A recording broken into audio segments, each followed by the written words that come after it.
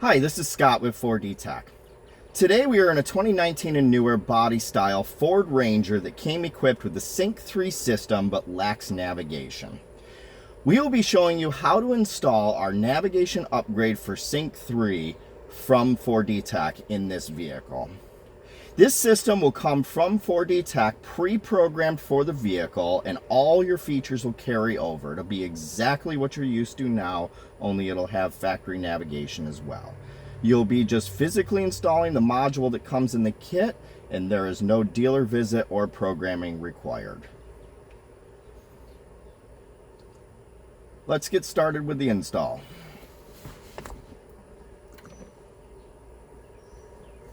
We will need a few basic tools to perform this install. You need a regular number 2 Phillips screwdriver, a 7mm nut driver, and some plastic dash removal tools. The nut driver and plastic dash removal tools are available on our website for your convenience. Let's get started.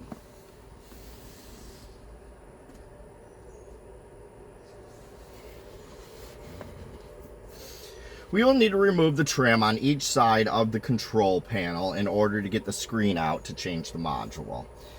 We're going to start with these 2 lower pieces of trim here on each side of the lower control panel.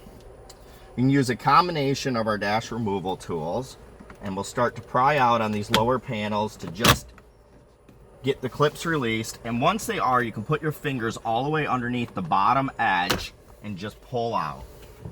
The clips all pull straight out on these. And we'll do the same thing on this side.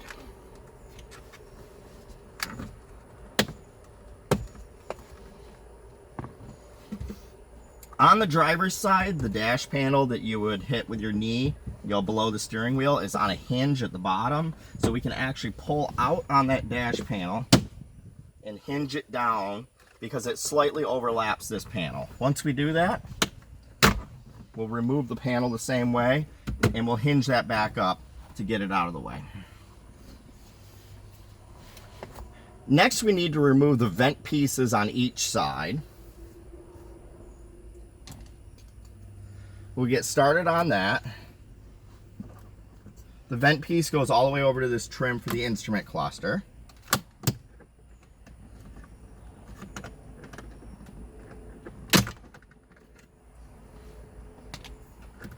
We'll slide that vent piece out and set it out of the way.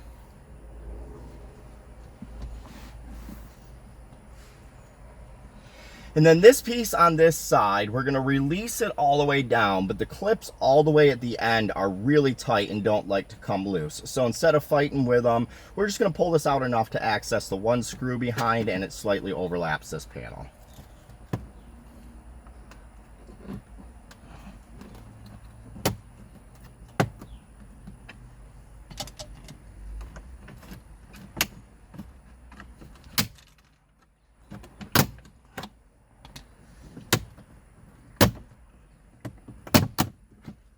So we just want this so that it moves freely and we can get to the screw that's right here. Once we have that panel off, this panel goes continuously all the way across the face to the end and goes in front of this control panel. This control panel is actually one piece, even though it looks like 2. So now that these upper and lower panels are out, we can just use our fingers and release that and then move our way across.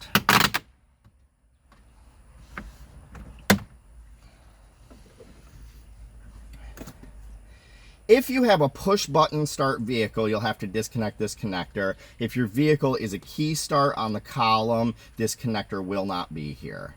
So just remember what you've disconnected so you can reconnect it later. So there's a little tab right on top of the connector. We'll push that with our nail and unplug it and set this panel out of the way.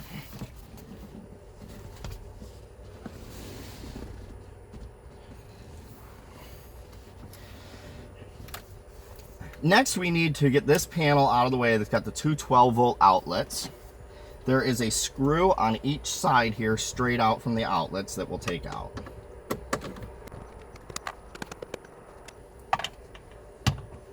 Once those 2 screws are out, you'll pull the panel straight out. It's got a couple clips in the middle, and it unclips. And then these 2 gray connectors here have clips right at the top, so you squeeze right behind the gray piece there and unplug them. You could just let this panel rest there if you'd like. I'm going to move it out of the way to make things a little bit easier. Also, if you're going to let it rest there, put a cloth in between or so they don't rub together. To get this panel out, there's 6 screws. There's 2 way down here that the panel that we just took out we're covering, 2 here, and 2 up at the top, and we're going to take those out now.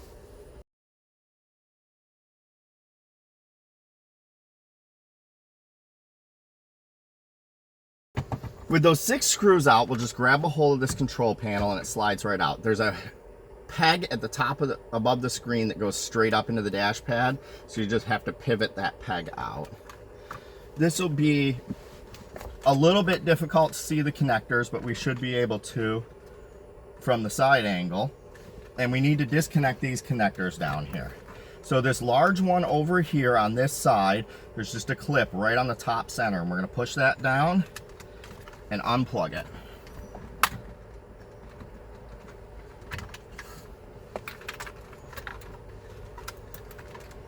And then the one on the driver's side here, same thing. There's a clip on the top, and that unplugs as well. So these are the 2 connectors we're unplugging from here and here. And only if your vehicle has the ambient light option on an upper trim level are you going to have this little light right here. If you do, you pull this clip right there and you slide the whole thing out of the mount and let that hang. And we're going to set the control panel aside for now.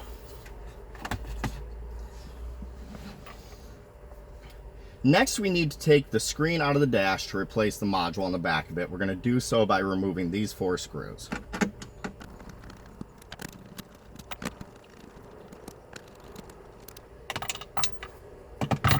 With those 4 screws out, we'll grab the screen assembly and slide it out of the dash and disconnect it. To disconnect it, we need to take out these 3 connectors here. The blue one, the clip faces in towards the heat sink, and you squeeze the little clip right at the top there, and it unplugs. This black one here, you squeeze the clip at the top, it unplugs. This large connector here is a lever lock connector, and you'll push the little lock tab in front of the gray lever and pull the gray lever all the way flat and unplug it.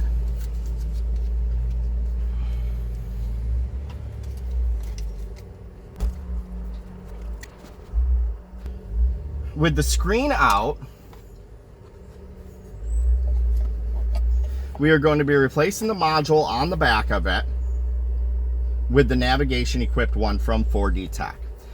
As I said before, this navigation equipped module comes pre-programmed for the vehicle to your VIN number that you provided, so all you have to do is physically install it in the vehicle. I would suggest setting this screen face down on the foam that came in the box or a soft surface to do this. For the sake of the video, because we already have our cameras in here, we're going to set a cloth up here and set this on the ledge and work right here. To replace this module, you first need to disconnect this blue connector. There's a little tab on the top, and you'll pull out on the connector and flip it out of the way, and then there's 3 Phillips screws that have to be removed.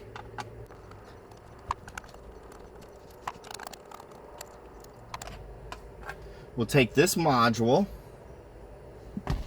set it out of the way, and we'll grab the navigation equipped one from 4D Tech, line back up the screw holes, and put the 3 screws back in.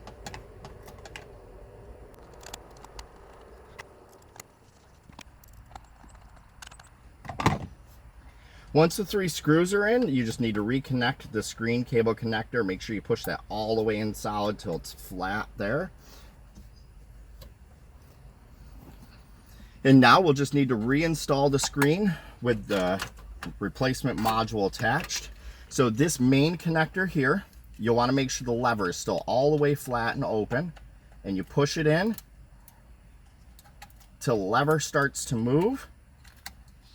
and then use the lever to draw it the rest of the way in. You want to make sure this connector is firmly in place and this little notch here is up against the plastic connector on the module to make sure it's plugged all the way in. We'll take this black connector here, plug it back in. The blue one, make sure the clip is facing towards the heat sink, and plug that back in as well. You want to make sure these connectors plug in until they make a solid click. Then we'll set the screen assembly back in the dash, and we'll replace the 4 screws we took out earlier.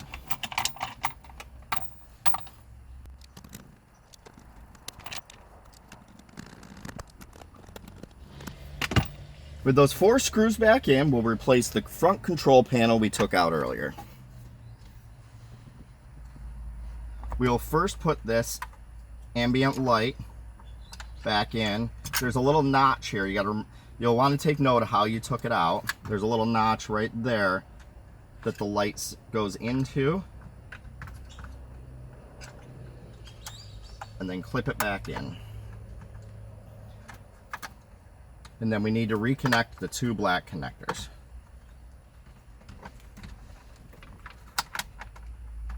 When you reconnect these connectors, make sure they push all the way in until they click. Before you put this panel back on, make sure these 2 gray connectors for the power outlets are hanging out and you're not getting them trapped behind the panel. You'll want to slide this notch in up first that we slid out earlier, set it in place, and we'll replace the 6 screws we took out earlier.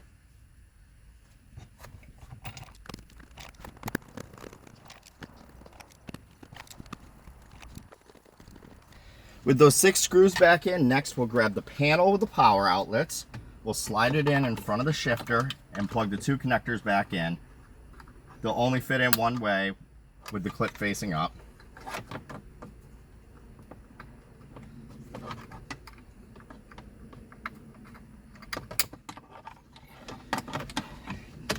Now this panel, there's 2 pegs at the bottom that go into holes at the bottom. You have to line up those pegs and then clip the center back in. If those pegs aren't in those holes, the panel will not line up right. We'll replace the 2 screws on each side here. Now we'll replace this panel that went all the way across the front and overlapped the control panel.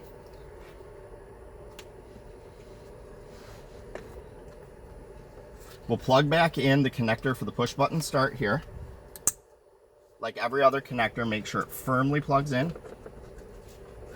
Tuck the wire in so it doesn't get caught.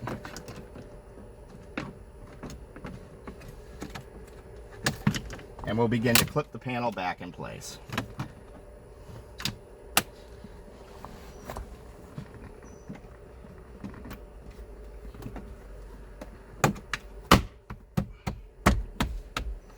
And you'll just want to make sure the clips are firmly seated all the way across. None of them are bent over or anything like that. The panel should just clip in smoothly and easily. Next, we'll replace this panel up here. Because we swung it out of the way, we want to start by just aligning the clips on the passenger side and working our way over.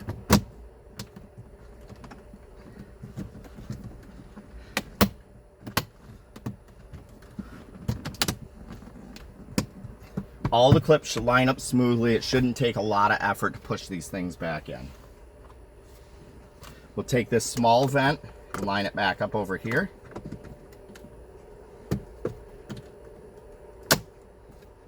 And once the clips are lined up, it should just snap into place. We'll replace this lower panel over here. Remember that it overlapped this under dash panel.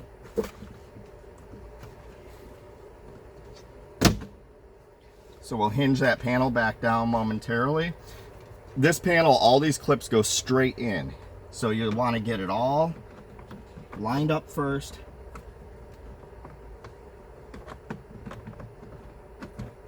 And then just push straight in. And we'll clip this under dash panel back up.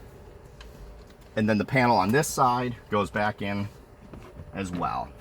You get all the clips aligned and just push straight in.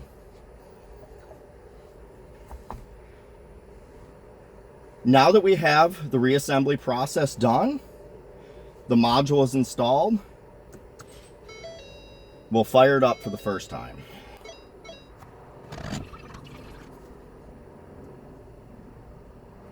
It may take a while to boot up and load the maps for the first time. That's completely normal.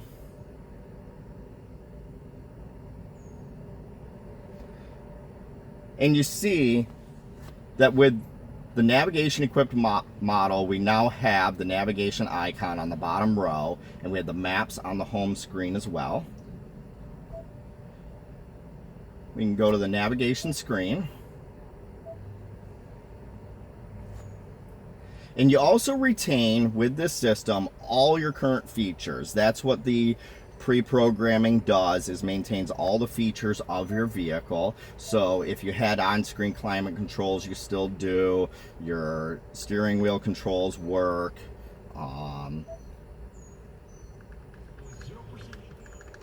Everything continues to work exactly as you're used to. The kit just simply adds factory navigation as well. Now you see how simple it is to do the Sync 3 navigation upgrade from 4D Tech in the 19 and newer Ford Ranger. I am Scott. Thank you for checking out our video.